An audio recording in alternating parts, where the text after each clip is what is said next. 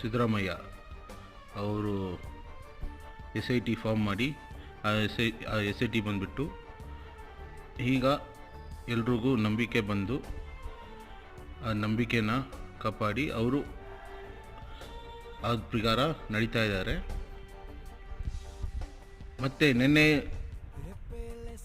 ನಡೆದಿದ್ದ ವಿಷಯಗಳು ಧರ್ಮಸ್ಥಳದಲ್ಲಿ ಗುಂಡಾಸು ಅವ್ರಿಗೆಲ್ಲ ಬಂದು ನಮ್ಮ ಯೂಟ್ಯೂಬರ್ ಅವ್ರಿಗೆ ಬಂದ್ಬಿಟ್ಟು ಅವರು ಹೊಡಿದಿದ್ದಾರೆ.